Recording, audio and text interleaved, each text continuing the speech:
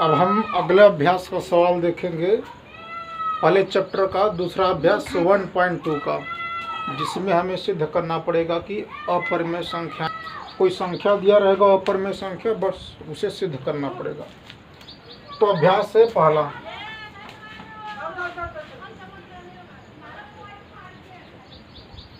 Exercise 1.2 में ज़्यादा सवाल नहीं है, जितना भी सवाल है सब सिद्ध करना है कि सिद्ध कीजिए कि अपरिमेय संख्याएं हैं। सिद्ध करना है कि इसमें कि सिद्ध कीजिए कि अपरिमेय संख्या है। तो सबसे पहले हम देखेंगे कि इस सवाल में क्या है, पहले पढ़ेंगे। इसमें लिखा है कि सिद्ध कीजिए कि प्रश्नावली 1.2 का पहला सवाल हम करेंगे। सिद्ध कीजिए कि करड़ी 5 एक अपरिमेय संख्या है। हमें सिद्ध करना है कि करड़ी 5 एक अपरिमेय संख्या है। सबसे पहले हम पहला सवाल इसका लिख ही दे रहे हैं। अच्छा, यहाँ पर करड़ी 5 अपरिमेय संख्या है, बस हमें प्रूफ करना है कि ये अपरिमेय संख्या है। तो हमने सवाल को लिख दिया, अब हम इसको सिद्ध करेंगे। तो अपरिमेय संख्या सिद्ध करने के लिए सबसे पहले हम संख्या को परिमेय मान लेंगे। तो हम उसका विरोधाभास करके लास्ट में दिखा देंगे कि हमारा माना गया परिमेय ये बात गलत है, ये धारणा गलत हो जाती है। तो किसी भी संख्या को अपरिमेय सिद्ध करने के लिए सबसे पहले उस संख्या को हम परिमेय संख्या के रूप में व्यक्त करते हैं।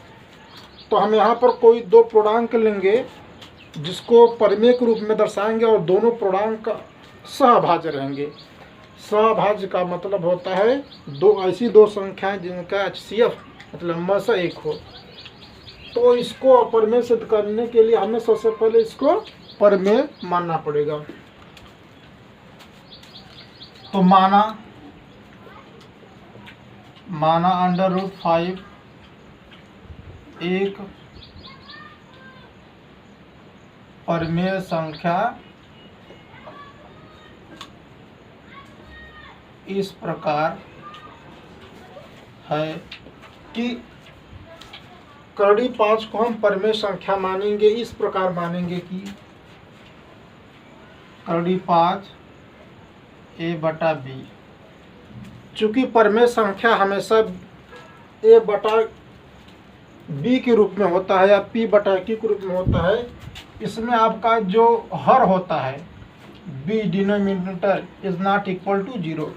परिमेय संख्या में हर कभी भी 0 नहीं होता है। और a और b ऐसा पूर्णांक है, a और b का मस 1 होना चाहिए, या a, b सहअभाज्य संख्या है। तो हमने करड़ी 5 को एक परिमेय संख्या माना है जिसे a/b के रूप में लिखा है, और a और b ऐसी संख्या है कि उसका अगर म से निकालेंगे तो क्या आएगा। अगर दो संख्याओं का म से 1 आ गया तो मतलब वो संख्या सहअभाज्य है। अब a/b के रूप में लिखा गया, मतलब अब ये परिमेय मान लिया गया। अब इसको हम सिद्ध करेंगे कि यह परिमेय नहीं है। हमने जो माना है परिमेय नहीं है। तो इसके लिए हम क्या करेंगे, पहले इसको एक तरफ कर लेंगे b को। यहाँ पर अगर हम a को इधर लाएंगे तो हमारा हो जाएगा a बराबर करड़ी 5 b। अब इसका वर्ग करेंगे, वर्ग करने पर अब दोनों पक्षों का वर्ग करेंगे तो क्या आएगा, a का स्क्वायर बराबर इसका करड़ी हट जाएगा 5b² आएगा। अगर वर्ग करेंगे तो इतना आएगा। यहाँ पर ध्यान दीजिए, यहाँ पर ये बता रहा है कि 5 से गुणा जब b² में करेंगे तो यहाँ पर a² आएगा। मतलब a² में 5 का भाग आराम से चला जाएगा। अगर a² में 5 का भाग देंगे मतलब उसका शेष भागफल b² आएगा। यहाँ पर एक बात ध्यान ये देना है कि यहाँ पर तो दिख रहा है कि a² 5 से विभाजित है, और 5 हमारा हमें पता है यह अभाज्य संख्या है।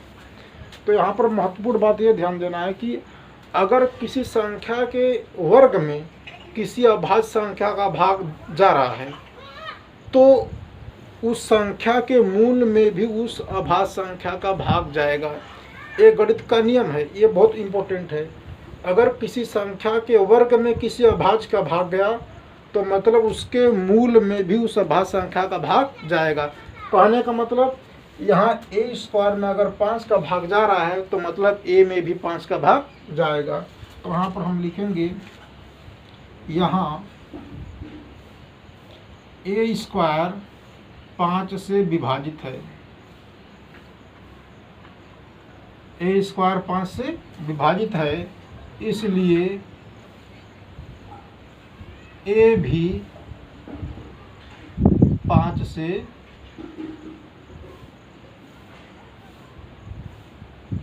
विभाजित होगा।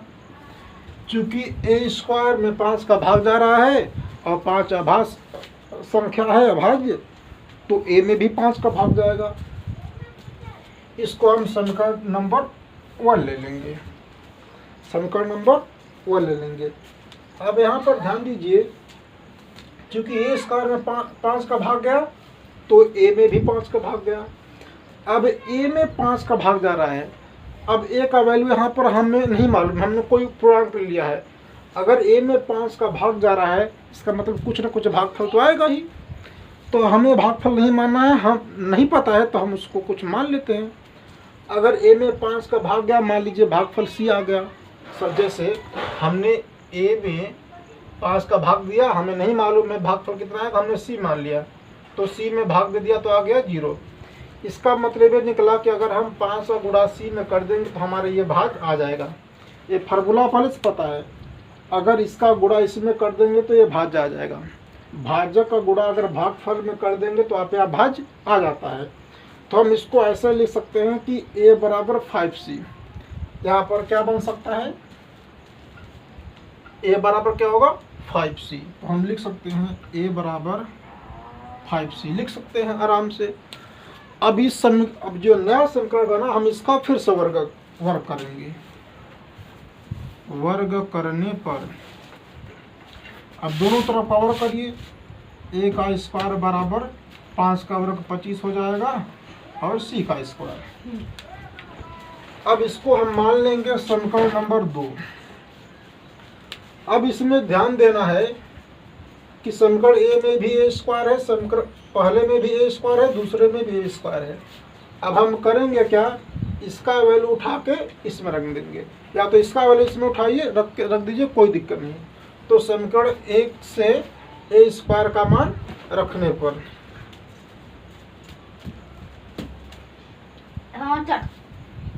समीकरण 1 से a स्क्वायर का मान रखने पर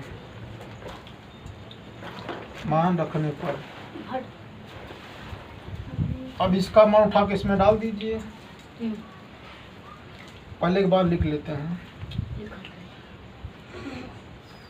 a स्क्वायर 25 c स्क्वायर है, a स्क्वायर का value 5b square, 5b square बराबर 25c स्क्वायर। ये आपका कट जाएगा, 5 एकम 5, 5 बार में b स्क्वायर बराबर 5c स्क्वायर, इतना बचा। अब यहाँ पर ध्यान से देखिएगा, फिर इस कंडीशन पर आ जाइए। यहाँ पर b स्क्वायर आएगा 5 गुणा c स्क्वायर में करने पर, इसका मतलब ये निकला। अब यहाँ पर फिर वही कंडीशन बना कि b स्क्वायर में 5 का भाग जा रहा है। अगर b स्क्वायर में 5 का भाग जा रहा है तो मतलब b में भी 5 का भाग जाएगा। फिर से यही लिखेंगे, यहाँ b स्क्वायर 5 से विभाजित है, अतः b भी 5 से विभाजित होगी। सेम वही कंडीशन बना, क्योंकि b स्क्वायर में अभाज्य संख्या 5 का भाग गया तो इसका वर्गमूल जो b होगा बी में भी अभाज्य संख्या 5 का भाग जाएगा। अब यहाँ पर हमने शुरू में क्या लिया था कि बी, ए और बी का म से 1 आया था और ए बी दोनों सहभाज्य थे। लेकिन जब हम सवाल करते गए तो हमें यहाँ पर दिखाई दिया कि ए संख्या 5 से विभाजित हो रहा है और बी भी 5 से विभाजित हो रहा है, जबकि हमने इसका मतलब हो गया कि ए और बी का म से क्या हो जाएगा, 5 हो जाएगा, लेकिन विभाजित है। इसका मतलब ये बात गलत हो गया कि हमने जो माना था ए बी अभाज्य सहभाज्य संख्या जिसका दोनों का म से 1 आता है, ये बात गलत निकला, क्योंकि म से 1 के अलावा इसका 5 भी आ जा रहा है। तो इसलिए विरोधाभास हमारा करने पर यह गलत हो गया कि हमने जो माना था कि करड़ी 5 एक परिमेय संख्या है, ये बात हमारी गलत हो गई।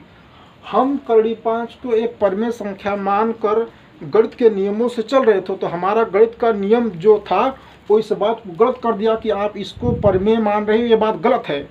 अतः यहाँ अपरिमेय संख्या है। तो यहाँ पर हम लिखेंगे ए और बी दोनों 5 से विभाजित है,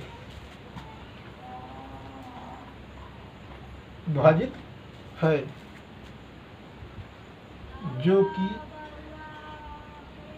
यह गलत है, क्योंकि म से 5 नहीं हो सकता, म से सिर्फ 1 होना चाहिए। तो ए और बी दोनों, यहाँ पर ए से 5 विभाजित है, ए यहाँ पर बी 5 से विभाजित है। तो ये बात हमारा गलत हो गया, क्योंकि ए और बी का दोनों का उभयनिष्ठ गुणनखंड 1 है, लेकिन यहाँ पर उभयनिष्ठ गुणनखंड ए और बी का 5 आ रहा है, जो कि ये बात गलत है।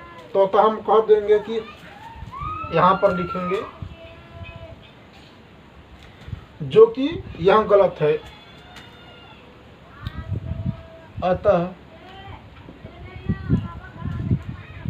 अतः करड़ी 5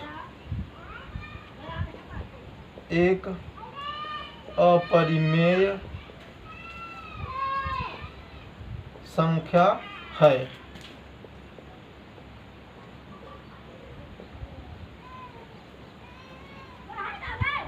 अब इसके बाद हम इसका दूसरा सवाल देखेंगे। इसको मिटाने के बाद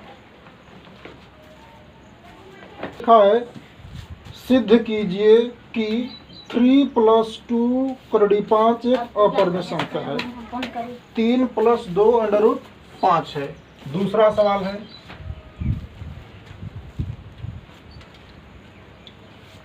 3 + 2 करड़ी 5, इसको सिद्ध करना है।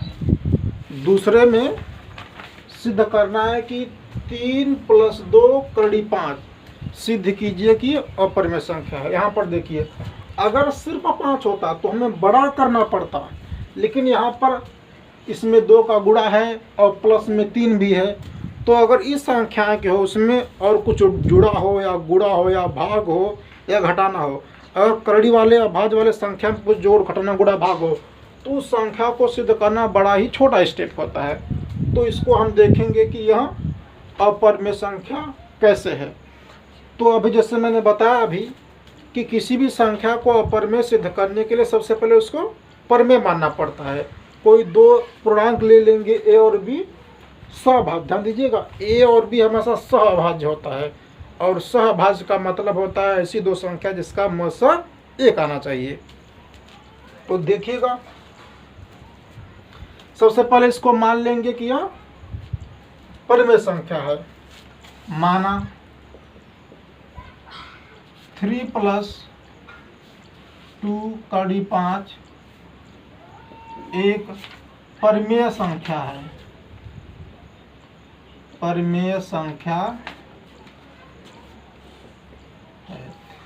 सब कोई भी संख्या को अगर अपरिमेय सिद्ध करना है तो सबसे पहले उसको परिमेय मानना ही पड़ेगा।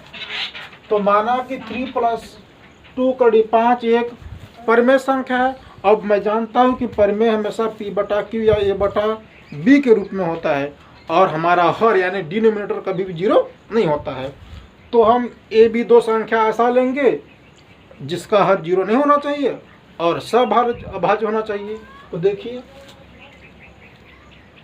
3 + 2^5 बराबर a/b और हमारा b is not equal to 0।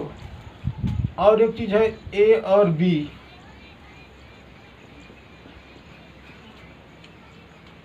HCF हमेशा 1 होना चाहिए। a और b का हमने से क्या लिया? 1 लिया। b कभी भी 0 के बराबर नहीं होना चाहिए। अगर b 0 के बराबर हो गया तो अपरिभाषित हो जाता है, उसका कोई मतलब ही नहीं निकलता है। तो इसको हमने सबसे पहले प्रमेय माना, अब हम प्रमेय को लेकर चलेंगे। बाद में देखते हैं कि माना हुआ प्रमेय हमारा बात सही निकलता है कि नहीं सही निकलता है, एक गणितीय नियमों से देखेंगे। अगर गणितीय नियम से अगर कह देगा कि प्रमेय जो माना हो सही है तो ये सवाल ही गलत हो जाएगा। तो ये पहले से अप्रमेय है, बस गणितीय नियमों से सिद्ध करना है कि हाँ अप्रमेय ही है। तो अप्रमेय सिद्ध करने के लिए सबसे पहले प्रमेय मानना पड़ेगा। अब इसमें हम मेन स्टेप क्या करेंगे? अगर सिर्फ कड़ी 5 होता या सिर्फ कड़ी 3 होता या सिर्फ कड़ी 2 होता या सिर्फ कड़ी 7 होता, अगर कड़ी में कोई अभाज्य संख्या हो और उसके अलावा कोई संख्या ना हो तो उसको स्टेप बहुत बड़ा लगता है। लेकिन अगर कड़ी में अभाज्य संख्या हो, उसमें कुछ गुणा हो, कुछ भाग हो, कुछ जोड़ा, कुछ घटाना, कुछ भी हो तो छोटे स्टेप में होता है। उसके लिए क्या करते हैं कि कड़ी वाली संख्याओं को एक तरफ कर लेते हैं और अन्य सभी संख्याओं को एक तरफ कर लेते हैं। तो इसमें हम करेंगे क्या? कड़ी 5 को एक तरफ करेंगे, या तो उधर कर लीजिए या तो इधर कर लीजिए, दाएं और बाएं पक्ष में से किसी भी तरफ। तो कड़ी 5 को एक तरफ कर लेंगे और सभी संख्याओं को एक तरफ कर लेंगे। उसकी अगर उतना हो गया तो ये सवाल हमारा खत्म हो जाएगा, वहीं पर उतना स्टेप तक हो जाएगा पूरा। तो देखिए इसमें से 3 और 2 को एक तरफ कर लेना है, कड़ी को 5 एक तरफ करिए। देखिएगा ये प्लस में उधर जाएगा तो नेगेटिव हो जाएगा। तो यहाँ क्या बचेगा? 2^5 बराबर a/b। ये प्लस में उधर जाएगा तो नेगेटिव हो जाएगा, 3 हो जाएगा। अब इसका तो a/b है, इसका बटा नहीं, तो हम अपने से इसका 1 ले लेंगे। तो 2^5 इसका हो जाएगा प्लस b हो जाएगा। इसका b का भाग b में एक ही बार जाएगा, 1 का गुणा a में करेंगे इतना ही रहेगा, 1 का b में जाएगा तो इधर हो जाएगा 3b। अब यहाँ पर 2 का गुणा है तो ये चले जाएगा तो इधर बटे में हो जाएगा। तो कड़ी 5 हो जाएगा a - 3b बटा 2b। 2b हो गया। अब ध्यान से देखिए इतने साल हो गया, क्योंकि इसमें जोड़ था गुणा था इसलिए बहुत जल्दी हुआ। अगर सिंगल होता तो टाइम लगता। अब ध्यान से देखिए जो a और b है ये 2 पूर्णांक हैं और ये बटे के रूप में है, तो जाहिर है ये क्या होंगे? प्रमेय संख्या होंगे। लेकिन आपको साफ साफ दिख रहा है कि जो इस तरह का कड़ी 5 है वो पहले मैं सिद्ध कर चुका हूँ कि यह अप्रमेय है। तो कभी भी अप्रमेय संख्या प्रमेय खुद के प्रमेय संख्या के बराबर नहीं हो सकता है। अगर कोई संख्या प्रमेय है तो क्या वो खुद संख्या अपने ही अप्रमेय के बराबर होगा? ये कदापि नहीं हो सकता है। लेकिन यह समीकरण क्या कह रहा है कि a - 3b बटा 2b, ये तो सीधा सीधा साफ साफ दिख रहा है कि प्रमेय है, रेशनल नंबर। बट इधर रेशनल नंबर नहीं है, ये इरेशनल नंबर है, कड़ी 5 अप्रमेय संख्या है। तो यहाँ पर दिख रहा है कि हम लिखेंगे क्या कि ये तो p बटा q के रूप का है इसलिए प्रमेय है, बट ये प्रमेय नहीं है, अतः ये बात गलत हो गई। यहाँ पर लिखेंगे a - 3b बटा 2b 2b p बटा q के रूप का है, जो प्रमेय संख्या है, जो प्रमेय संख्या है। लेकिन कड़ी 5 एक अप्रमेय संख्या है। ये तो p बटा q के रूप का है, प्रमेय है, लेकिन साफ साफ दिख रहा है कि कड़ी 5 एक अप्रमेय संख्या है। तो ये जब अप्रमेय संख्या है और ए परमेय संख्या है, तो दोनों बराबर हो ही नहीं सकता। इसलिए यहाँ पर देखेंगे, इसलिए करड़ी 5 is not equal to a minus 3b बटा 2b। इसलिए ये दोनों बराबर हो ही नहीं सकते, मतलब ये समीकरण ही गलत है। तो आपको पता है, अगर कोई संख्या अपरमेय हो और उसमें किसी भी संख्या का जोड़ दीजिए तब भी वह अपरमेय रहता है, किसी का घटा दीजिए तब भी अपरमेय, किसी भी संख्या का जो गुणा करिए अपरमेय रहेगा, किसी भी संख्या का भाग करिए वह अपरमेय ही रहेगा। अब जब करड़ी 5 अपरमेय है तो इसमें 2 का गुणा करेंगे फिर भी अपरमेय, कुछ जोड़ देंगे फिर भी अपरमेय। चूंकि ये समीकरण अब बराबर नहीं है, इसका मतलब ये तो अपरमेय है परंतु ये नहीं है, इसका मतलब ये दोनों बराबर नहीं हो सकते। अतः हम कहेंगे अतः 3 + 2 करड़ी 5 एक अपरिमेय संख्या है। प्रूव हो गया, हेंस प्रूव्ड। इसलिए 3 + 2 करड़ी 5 क्या है, एक अपरिमेय संख्या है। ये पूरा डिटेल हो गया, इतना लिख देंगे तो पूरा नंबर मिलेगा बोर्ड एग्जाम में। खट से उतारिए, हो गया। तो हम लोग उतारो थे ना।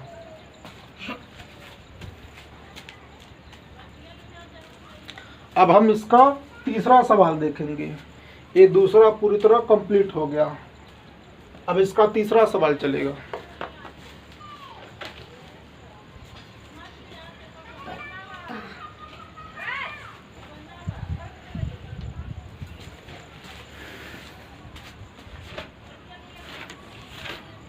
तीसरा सवाल कह रहा है कि सिद्ध कीजिए कि निम्नलिखित संख्याएं अपरमेय है। तीसरा में 3 सवाल दिया है, पहला दूसरा तीसरा करके। तो तीसरे के सवाल के तीनों को सिद्ध करना है कि अपरमेय संख्या है। तो हम बारी बारी से तीनों को देखते जाएंगे। सबसे पहले तीसरा का पहला सवाल देखेंगे जो कि है 1/√2 है। तो तीसरे का पहला सवाल देखेंगे, ये है 1/√2। इसको सिद्ध करना है कि यह एक अपरमेय संख्या है। तो अपरमेय संख्या सिद्ध करने के लिए सबसे पहले इसको परमेय मानेंगे, a/b मतलब p/q मान लेंगे या a/b मान लेंगे। उसके बाद में दिखा देंगे कि यह माना गया मेरी बात गणितीय नियमों को पालन नहीं करता, इसलिए माना गया बात गलत है। तो 1/√2 को पहले मानेंगे परमेय संख्या, माना 1/2 एक परमेय संख्या है। परमेय संख्या है मतलब 1/2 बराबर a/b, और b हमारा is not equal to 0। Denominator कभी भी 0 बराबर नहीं होता है। अब फिर वही काम करेंगे, जो करड़ी वाला संख्या होता है, जो अभाज्य है करड़ी में, उसको एक तरफ कर लेंगे और सभी को एक तरफ कर लेंगे।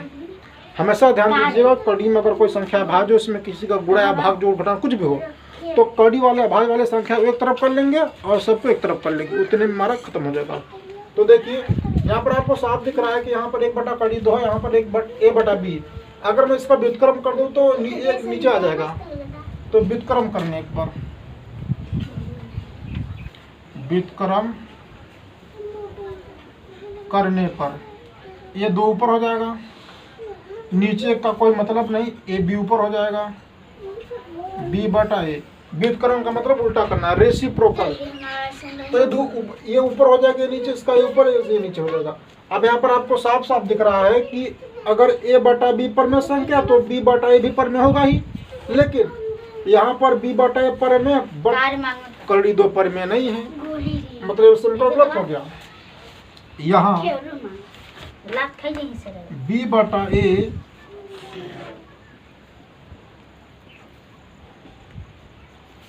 परमेय संख्या है, लेकिन करड़ी 2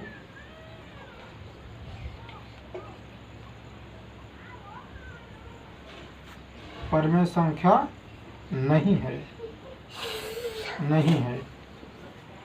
b बटा a तो है परिमेय, बट ये नहीं है परिमेय, तो क्या दोनों कभी बराबर हो सकते हैं? कदापि नहीं। तो करड़ी 2 is not equal to b by a। अब ये दोनों बराबर हो ही नहीं सकते, तो हमारा माना गया बात गलत हो जाएगा। इसलिए 1 बटा करड़ी 2 एक अपरिमेय संख्या है। Hence proved. अच्छा ऐसे है। डिटेल हो गया पूरा खत्म। यहाँ पर एक चीज का ध्यान देना है कि करड़ी वाली संख्याओं को बस एक तरफ आप कर लो, उसके बाद पूरा सिद्ध हो जाएगा, तुरंत खत्म हो जाएगा एक स्टेप में। 7 करड़ी 5, इसको सिद्ध करना है अपरिमेय। तो वही स्टेप जो अभी तक करते आ रहे हैं सेम वैसे करेंगे। तो सबसे पहले इसको क्या मान लेंगे? परिमेय। माना 7 करड़ी 5 एक परिमेय संख्या है। माना कि 7 करड़ी 5 एक परिमेय संख्या है। और कैसा है? 7 करड़ी 5 है इज इक्वल a बटा b।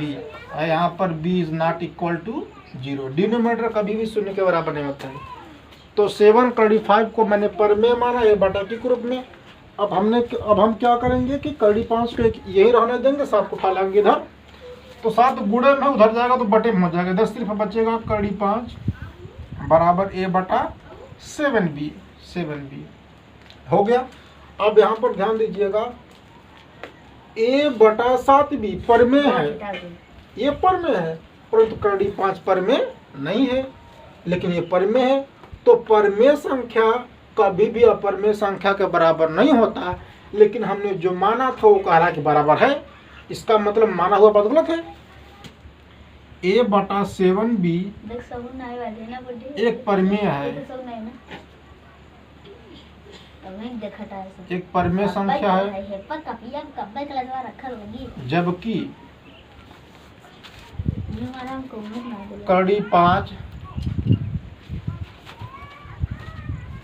अपरिमेय संख्या है। ये तो परिमेय है परंतु ये अपरिमेय है।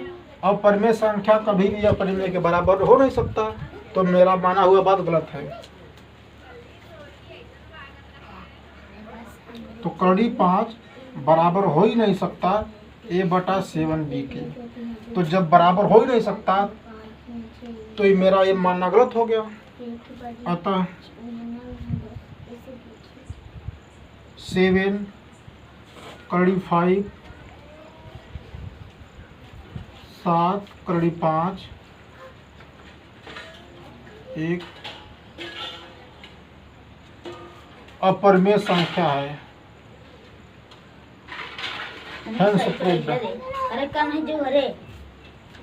हो गया, बड़ा इजी है। इसलिए 7 करड़ी 5 एक अपरिमेय संख्या है। ये तीसरे का दूसरा सवाल था। अब तीसरे का हम लास्ट सवाल देखेंगे, तीसरे का तीसरा। अब हम तीसरे का तीसरा सवाल देखेंगे। 6 प्लस करड़ी 2। तीसरा है 6 प्लस करड़ी 2। अब हमें यह सिद्ध करना है कि यह एक अपरिमेय है। तो अपरिमेय सिद्ध करने के लिए सबसे पहले इसको परिमेय मानना पड़ेगा।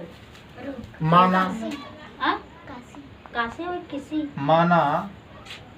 6 प्लस करड़ी 2 एक परिमेय संख्या है। 6 plus √2 is equal to a upon b। b is not equal to 0। अब पता है आपको करड़ी 2 को एक तरफ करना है और सभी संख्याओं की तरफ। तो 6 को 2 उठा लाएंगे तो करड़ी 2 किधर रखेंगे, तो इसको यहीं रहने दीजिए। ए प्लस में उधर जाएगा माइनस में, ए बटा बी माइनस 6 बटा में 1 ले लो, करड़ी 2, बी और 1 का एलसीएम बी ही रहेगा, बी का भाग बी में एक बार जाएगा तो 1 का गुणा ए में करेंगे 1 ही रहेगा, 1 का भाग जिसमें देते हैं वहीं आएगा, 1 का भाग बी में देंगे बी आएगा, बी का गुणा 6 में करेंगे 6b। यहाँ पर ध्यान से देखिए a माइनस 6b बटा बी परमेय संख्या है, जबकि करड़ी 2 परमेय नहीं है। लेकिन में हमने जो परमेय माना था वो कह रहा है परमेय मानने पर क्या आ रहा है कि परमेय और अपरमेय बराबर आ रहा है, लेकिन ऐसा हो नहीं सकता, कभी भी परमेय संख्या अपरमेय संख्या के बराबर हो ही नहीं सकता। तो मेरा माना गया परमेय ये बिल्कुल गलत है। तो a माइनस 6b बटा b एक परमेय संख्या है, परमेय संख्या है, जबकि करड़ी 2 अपरमेय संख्या है, अपरमेय संख्या है। मतलब करड़ी 2 is not equal to a minus 6b बटा b, हो ही नहीं सकता। अतः 6 प्लस करड़ी 2 एक अपरमेय संख्या है। मतलब विरोधाभास कर देंगे तो आ जाएगा अपरमेय संख्या। हेंस प्रूव्ड, हेंस प्रूव्ड, इसलिए यह सिद्ध हो गया। तो हमारा एक्सरसाइज 1.2 का पूरा सवाल हल हो गया।